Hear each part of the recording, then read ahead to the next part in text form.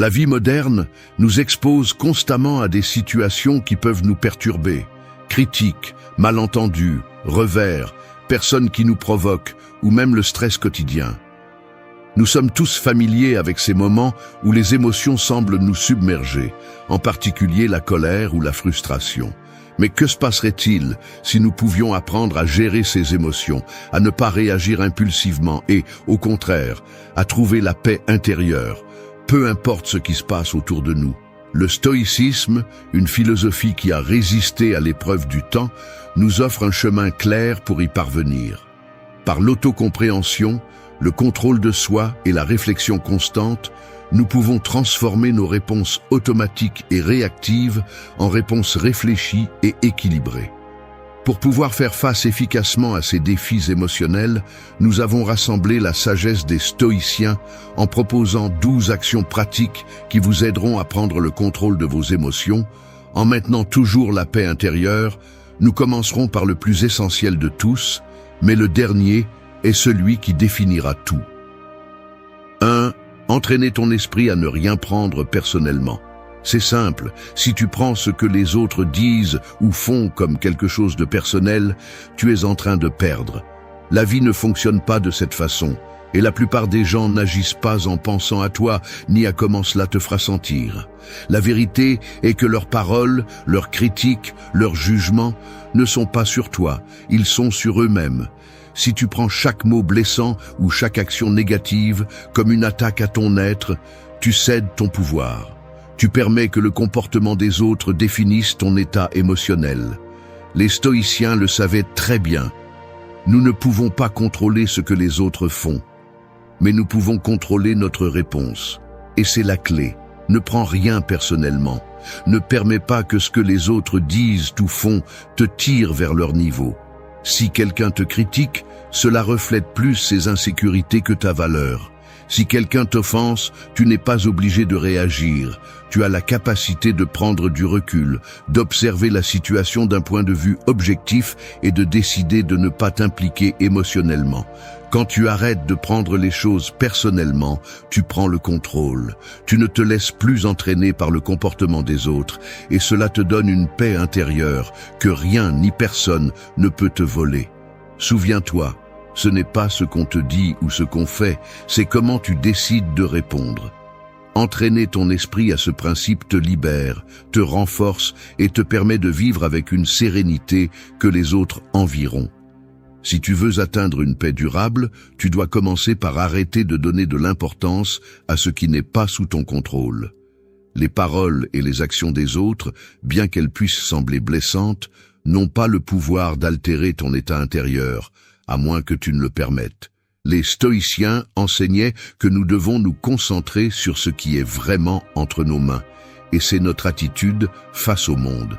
Alors, chaque fois que tu fais face à une critique ou une offense, souviens-toi, ce n'est pas sur toi. Ne laisse pas cela te contrôler.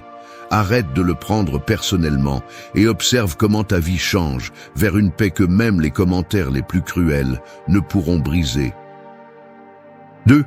Éviter le conflit interne par la compréhension. Le conflit interne est l'un des pires fardeaux que tu peux porter. Cette sensation d'être coincé entre deux pensées opposées, de lutter contre toi-même, de t'épuiser émotionnellement, de penser à ce que tu devrais faire et à ce que tu ne devrais pas faire, est un piège mental. Le problème est que nous cherchons souvent des réponses là où il n'y en a pas, sans nous rendre compte que tout ce dont nous avons besoin pour trouver la paix est en nous. Le stoïcisme offre une solution claire, la compréhension. Il est facile d'entrer en conflit quand tu ne comprends ni toi-même ni les autres. Nous sommes confrontés à des situations et à des personnes qui nous défient. Et la première chose que nous faisons est de réagir sans réfléchir, sans vraiment comprendre ce qui se passe. Nous nous laissons emporter par nos émotions, par notre ego, par la frustration. Mais la vérité est que si nous comprenions vraiment les raisons derrière nos émotions, les réponses impulsives s'évanouiraient. La compréhension ne signifie pas seulement comprendre les autres, mais aussi toi-même. Pourquoi réagis-tu de la manière dont tu le fais? Qu'est-ce qui te pousse à ressentir cette colère, cette frustration ou cette anxiété? Le stoïcisme nous rappelle que rien dans la vie n'est bon ou mauvais en soi. Tout dépend de la façon dont nous l'interprétons. Si tu comprends les causes de tes émotions, tu peux décider si ces émotions méritent d'être nourries ou s'il vaut mieux les laisser partir. Le conflit interne surgit lorsque tu ne comprends pas ce qui se passe en toi. Et c'est là que l'esprit doit entrer en jeu. Comprendre pour surmonter. Accepter que tout n'a pas une solution immédiate et que parfois, il vaut mieux laisser les choses suivre leur cours est essentiel.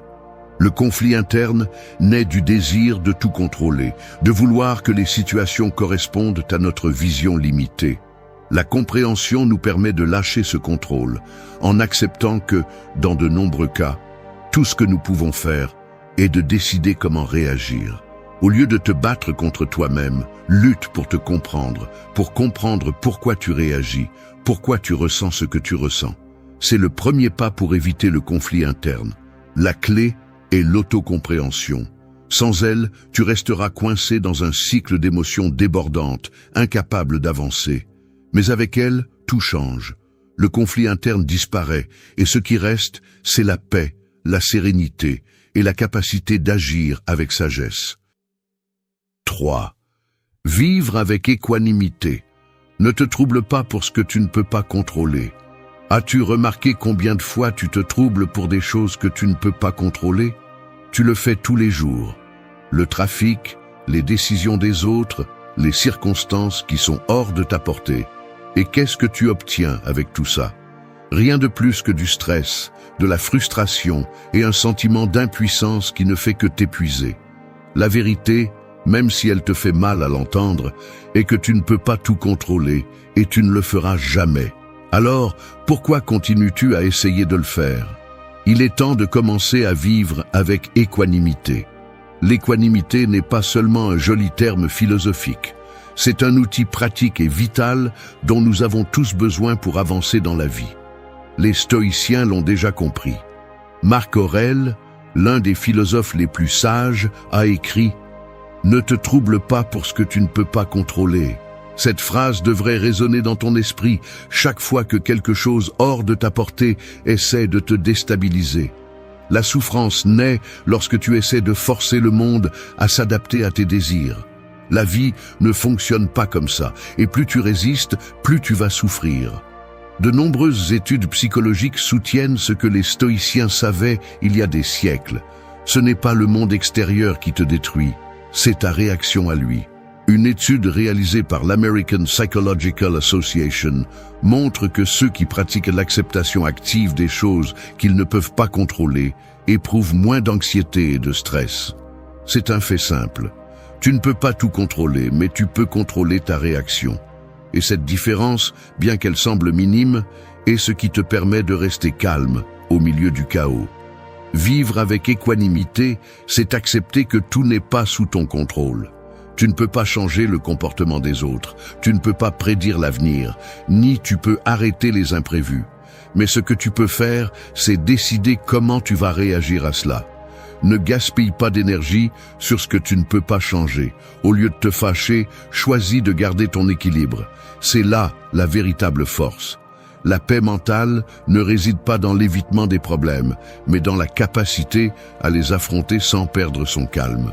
Le véritable contrôle réside dans la façon dont tu décides de voir chaque situation et comment tu décides d'agir en conséquence. Arrête de chercher la perfection ou la justice dans un monde qui ne te doit rien. Commencer à pratiquer l'équanimité, c'est commencer à revendiquer ta paix, même lorsque les circonstances sont hors de ton contrôle. 4. Gérer la colère avec le processus Rain. La colère est une des émotions les plus destructrices que tu peux éprouver. Non seulement elle te détruit toi-même, mais elle affecte aussi tous ceux qui t'entourent. Et le pire de tout, quand tu exploses, tu perds le contrôle. C'est un instant de vulnérabilité, de pure réactivité que tu peux éviter si tu apprends à le gérer correctement. Le processus Rain est un outil efficace pour transformer cette colère et prendre le contrôle de toi-même, au lieu de laisser tes émotions te contrôler. Rain est un acronyme simple mais puissant. Recueillir, accepter, investiguer et naviguer. Chaque étape est cruciale pour éviter que la colère ne prenne le dessus sur toi. La première étape est de recueillir ce que tu ressens. Tu ne peux pas gérer une émotion si tu ne la reconnais pas d'abord. Beaucoup de personnes se perdent dans la rage sans même savoir pourquoi ils la ressentent. La première étape est d'être honnête avec toi-même. Pourquoi te sens-tu si furieux? Qu'est-ce qui a provoqué cette réponse? La prochaine étape est d'accepter ce que tu ressens sans le juger. Il ne s'agit pas ici de réprimer l'émotion ni d'essayer de la faire disparaître, mais de l'accepter telle qu'elle est. La colère est une émotion humaine, et la nier ne fait que l'intensifier. Accepter l'émotion sans jugement te permet de prendre le pouvoir sur elle. Une étude de l'Université de Californie a montré que les personnes qui laissent passer les émotions sans leur résister ont un risque moindre de maladies cardiovasculaires, car la répression émotionnelle augmente les niveaux de stress. La troisième étape est d'investiguer l'émotion. Pose-toi des questions sur son origine. Est-ce vraiment cette situation qui te met en colère? La colère est souvent juste une couche superficielle qui cache d'autres sentiments, comme la peur ou la tristesse. En enquêtant, tu désactives le pouvoir de la colère et commences à comprendre sa racine. Enfin, l'étape de navigation est la plus importante. Une fois que tu as reconnu, accepté et enquêté sur ta colère, il est temps de naviguer à travers elle. Ne laisse pas la rage te contrôler. La véritable force réside dans le fait de s'arrêter avant d'agir, de ne pas réagir impulsivement. Cette capacité à naviguer à travers l'émotion sans te laisser emporter est ce qui te permet de maintenir la paix. La colère n'a pas à être ton ennemi. Avec le processus Rain, tu peux apprendre à la gérer, à réduire son pouvoir et en même temps à améliorer ton bien-être physique et émotionnel. 5. Apprendre à voir les provocations avec indifférence. Les provocations sont partout, dans la rue, au travail, sur les réseaux sociaux. Les gens ont toujours quelque chose à dire, quelque chose à critiquer, quelque chose à lancer à votre visage dans l'intention de vous faire réagir. Et le pire, c'est que bien souvent nous tombons dans ce piège. Mais pourquoi réagir à quelque chose qui n'a pas de valeur réelle? Les provocations ne sont qu'une distraction, une façon pour les autres d'essayer de voler votre énergie et votre contrôle émotionnel. La véritable force réside dans l'indifférence, dans le fait de ne pas donner de pouvoir à quelque chose d'aussi insignifiant. Le stoïcisme nous enseigne que nous ne devons rien prendre personnellement. Les provocations n'ont que le pouvoir que vous leur donnez. Si vous permettez que les paroles de quelqu'un vous affectent, vous donnez votre paix et votre bien-être. Épictète, l'un des grands philosophes stoïciens, a dit « Ce ne sont pas les choses qui nous perturbent, mais notre opinion sur elles. » Les gens peuvent dire ce qu'ils veulent, mais ce qui compte vraiment, c'est la façon dont vous choisissez de percevoir ces paroles. Si elles vous offensent, c'est parce que vous avez permis qu'elles vous offensent. Si elles vous mettent en colère, c'est parce que vous avez choisi de vous mettre en colère. La provocation est simplement un test de votre autocontrôle. Allez-vous laisser un commentaire vous déstabiliser? Allez-vous perdre l'équilibre pour quelque chose qui n'a pas de pertinence dans votre vie? C'est là que le pouvoir de l'indifférence entre en jeu. Si vous comprenez que ce que les autres disent n'a aucun impact sur qui vous êtes vraiment, alors aucune provocation ne sera capable de vous affecter. Garder une attitude indifférente face aux critiques et aux provocations est l'un des plus beaux cadeaux que vous pouvez vous faire. Une étude menée par l'Université du Michigan a trouvé que les personnes qui pratiquent l'indifférence face aux conflits et aux provocations ont une plus grande satisfaction générale de leur vie et ressentent moins de stress. C'est un fait. Ce qui ne vous touche pas ne vous affecte pas. Lorsque vous vous entraînez à voir les provocations avec indifférence, vous cessez d'être une marionnette des émotions des autres et prenez le contrôle de votre propre état mental. Au lieu de répondre impulsivement, choisissez l'indifférence. En le faisant, vous protégez non seulement votre paix intérieure, mais vous devenez également un exemple d'autocontrôle pour ceux qui essaient de vous faire réagir. 6. Évitez de se laisser affecter par les commentaires des autres. Les commentaires des autres sont l'une des façons les plus courantes de perdre le contrôle de ses émotions.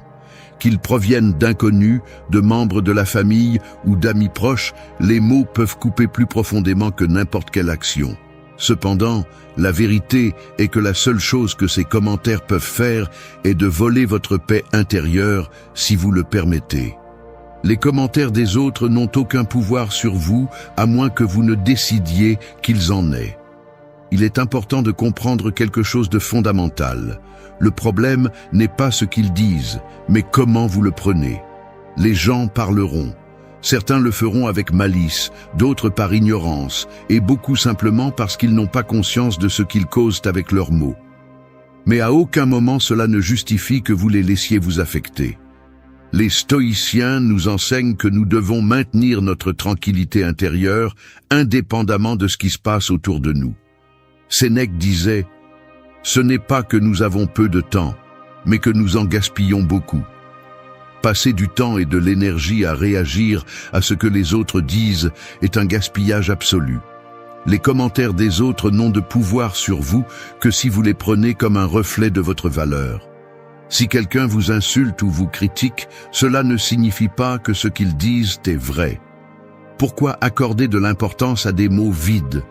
Si vous laissez les mots des autres affecter votre état émotionnel, alors vous avez donné à cette personne le contrôle sur votre bien-être.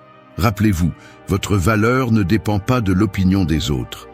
Selon une étude de l'Université de Californie, les personnes qui se concentrent sur leur estime de soi interne et ne dépendent pas des opinions des autres ont une meilleure santé mentale et sont moins susceptibles de souffrir de dépression ou d'anxiété. La clé est de construire une forteresse interne qui ne dépend pas de la validation externe. Les gens peuvent dire ce qu'ils veulent, mais vous n'êtes pas leurs mots. L'opinion des autres ne vous définit pas, à moins que vous ne le permettiez. La prochaine fois que quelqu'un essaiera de vous affecter avec des commentaires malveillants ou simplement ignorants, respirez profondément et rappelez-vous, ces mots ne sont pas un reflet de votre être. Ne laissez pas ce qui est étranger détruire ce que seul vous avez le droit de contrôler, votre paix. 7. Acceptez l'inévitabilité de la frustration. La frustration est inévitable. Peu importe combien vous essayez, peu importe combien vous planifiez bien, il y aura des moments où les choses ne se passeront tout simplement pas comme vous l'espériez. Accepter cette réalité est essentiel pour pouvoir la gérer avec sagesse.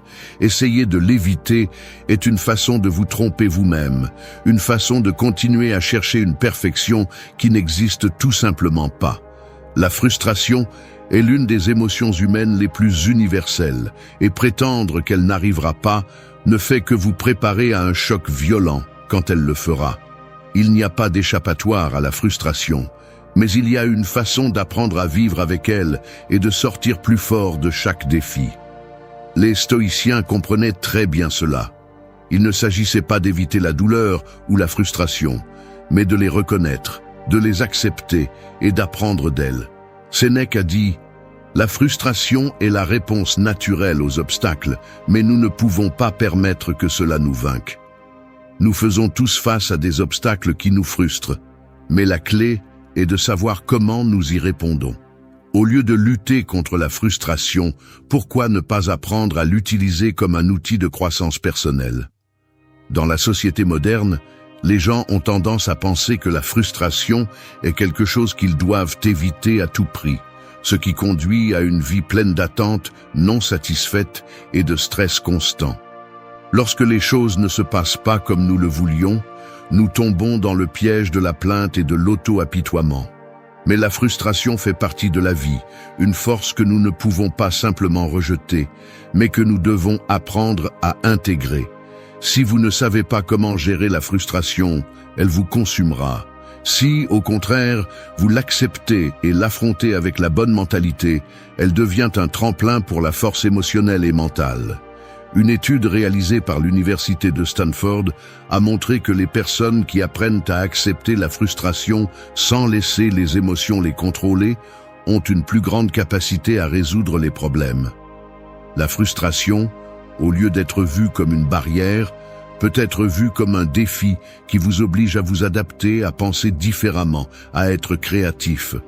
Le succès ne réside pas dans l'évitement de la frustration, mais dans la façon dont vous décidez de réagir face à elle. Dans la pratique quotidienne, la frustration peut être le moteur de votre croissance.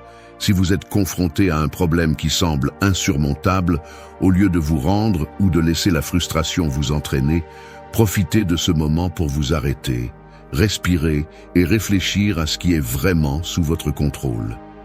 Il ne s'agit pas d'éviter le malaise, mais d'être capable de garder son calme et sa clarté d'esprit pour trouver la meilleure solution possible. Accepter l'inévitabilité de la frustration n'est pas se résigner à la défaite. C'est un acte de force. C'est la capacité de comprendre que, bien que nous ne puissions pas tout contrôler, nous pouvons contrôler la façon dont nous faisons face aux difficultés.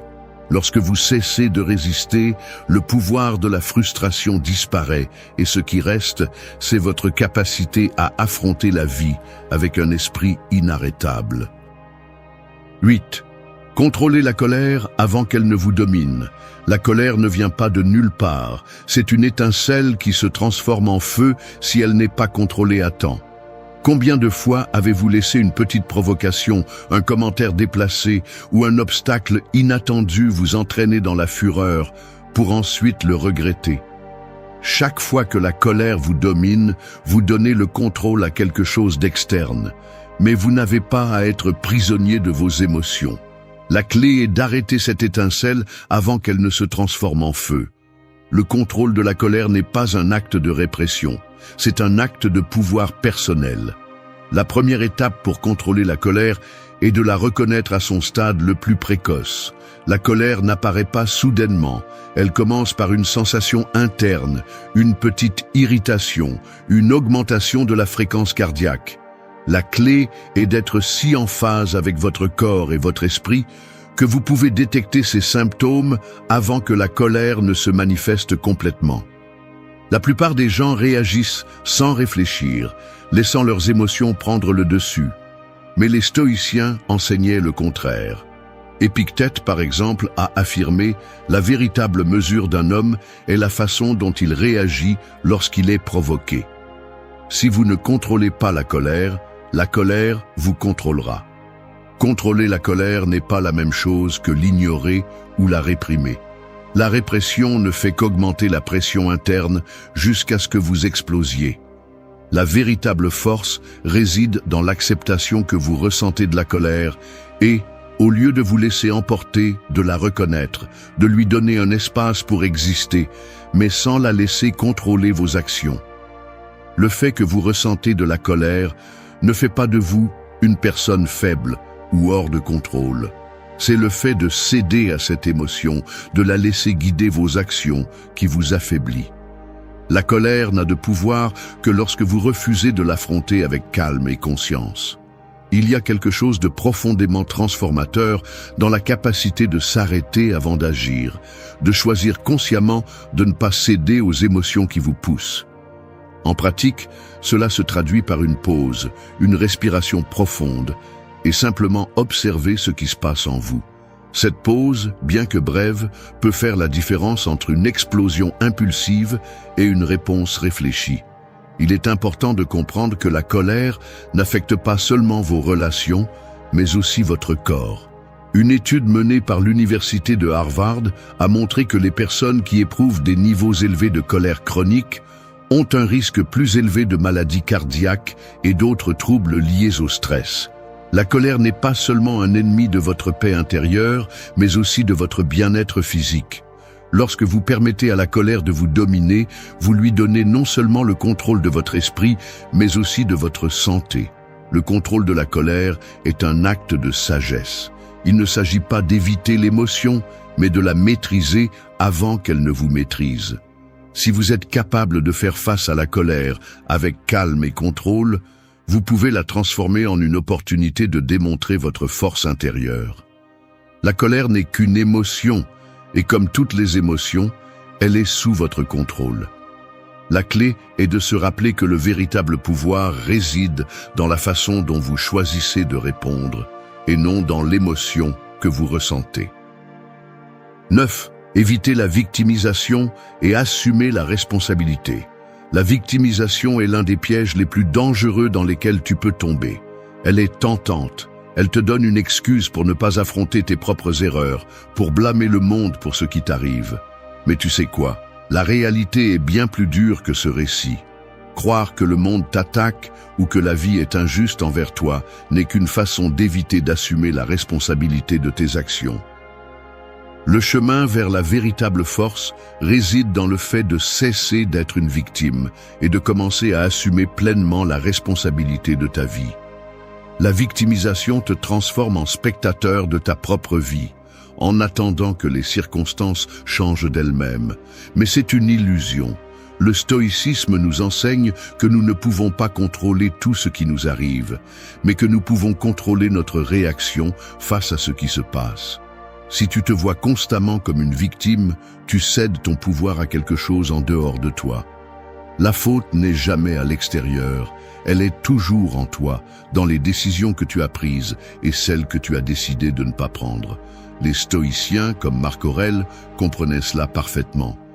Dans leurs écrits, il n'y a pas de place pour les excuses. Marc Aurèle disait « N'agis pas comme si tu allais vivre 10 000 ans. La mort est sur le chemin et tu ne sais pas quand elle viendra. » Cette pensée, bien que dure, te rappelle que le temps est limité. La victimisation te vole ce temps, te fait te sentir comme si tu étais une victime des circonstances, alors qu'en réalité, les circonstances ne sont que ce qu'elles sont. Te plains-tu d'un travail que tu n'aimes pas, d'une relation qui te frustre? Assume la responsabilité, car au final, tu as toujours le choix. Le problème n'est pas ce qui t'arrive, mais ce que tu choisis d'en faire. Une étude de l'Université de Californie a révélé que les personnes qui assument la responsabilité de leurs actions, au lieu de blâmer les autres ou les circonstances, ont un plus grand sentiment de bien-être et de contrôle sur leur vie.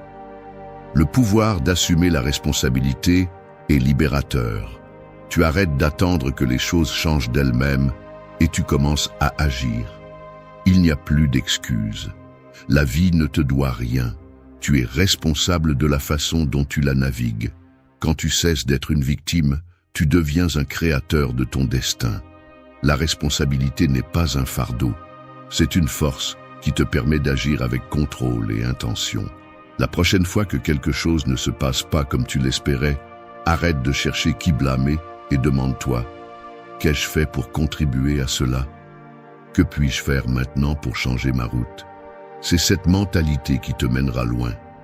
La véritable liberté se trouve dans l'assumption de responsabilité, dans le fait de cesser de voir tout ce qui t'arrive comme quelque chose d'extérieur à toi et de commencer à voir chaque situation comme une opportunité d'apprendre et de t'améliorer. Si tu cesses d'être une victime, tu commences à être l'architecte de ta propre vie.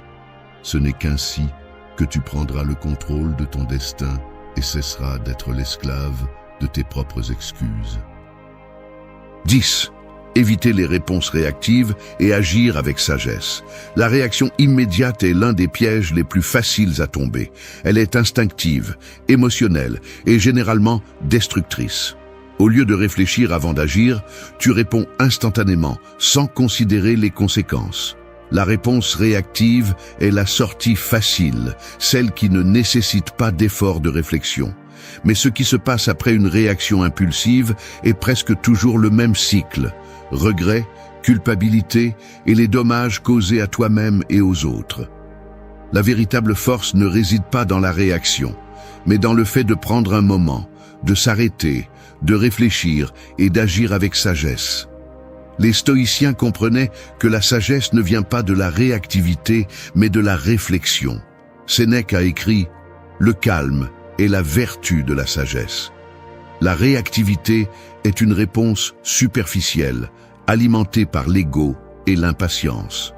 Chaque fois que tu réponds de manière impulsive, tu cèdes du terrain à ces émotions qui ne sont pas basées sur la raison.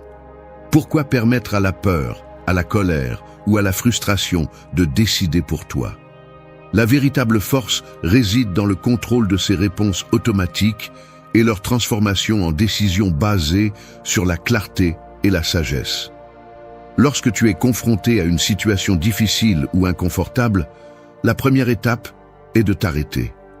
N'agis pas immédiatement. Respire, réfléchis. Qu'est-ce qui est vraiment en jeu ici? Qu'est-ce qui est vraiment en conflit? Tes émotions ou la situation elle-même? Cet espace de réflexion est ce qui sépare la réaction de l'action intelligente. En prenant ce moment pour te calmer, tu romps automatiquement le cycle de la réactivité et à la place, tu agis de manière plus raisonnée et contrôlée. Dans les situations de stress ou de conflit, la sagesse se manifeste par la patience et le calme. Il ne s'agit pas d'éviter le conflit ou de réprimer les émotions, mais de les gérer d'une manière qui ne te conduise pas à une réponse destructive. La sagesse est la capacité de discerner quand agir, comment agir et quand attendre. Les réponses impulsives, en général, ne font qu'aggraver les choses. La sagesse, en revanche, te permet de naviguer même dans les eaux les plus turbulentes sans perdre le cap. La prochaine fois que tu seras confronté à une situation qui te donnera envie de réagir immédiatement, souviens-toi que le véritable pouvoir réside dans la pause. Fais-le avec sagesse. Prends ce moment pour te calmer et réfléchir. En le faisant, tu changeras complètement le résultat de n'importe quelle situation. 11. Reconnaître la racine de la colère. La colère n'est pas une émotion qui surgit de nulle part. Elle a toujours une racine profonde. Si tu ne prends pas le temps de reconnaître cette racine, tu risques de laisser la colère te dominer sans que tu puisses comprendre pourquoi. La plupart des gens réagissent impulsivement lorsqu'ils ressentent de la colère, sans creuser ce qui cause réellement cette réaction. Mais voici la vérité. Si tu ne comprends pas pourquoi tu te mets en colère, tu deviens un esclave de cette émotion. Il est temps d'arrêter de réagir et de commencer à réfléchir.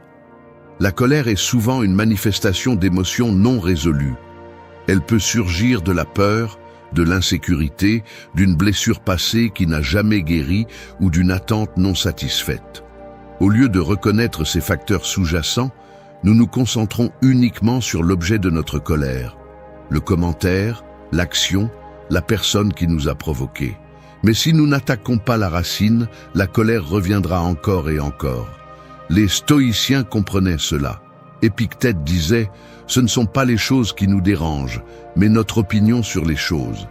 La colère n'est pas le résultat d'un incident isolé, mais d'une interprétation personnelle de ce qui se passe.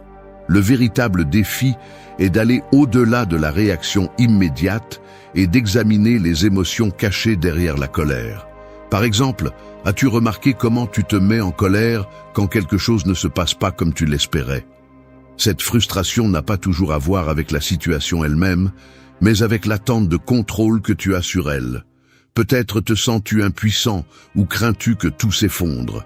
La colère, dans ce cas, n'est qu'un reflet de cette peur et de l'incapacité d'accepter que tout n'est pas sous ton contrôle. La première étape pour reconnaître la racine de la colère est de te demander à toi-même « Pourquoi suis-je vraiment si en colère ?» La réponse pourrait te surprendre. Ce qui te met en colère n'est peut-être pas ce qui te touche vraiment. En comprenant l'origine de ta colère, tu peux commencer à la désamorcer avant qu'elle ne prenne le dessus sur toi. En comprenant les racines de ta colère, tu cesses d'être contrôlé par une émotion éphémère. La reconnaître te donne le pouvoir de la gérer, au lieu d'en être la victime. Au lieu de réagir impulsivement, tu deviens le maître de ton propre état émotionnel.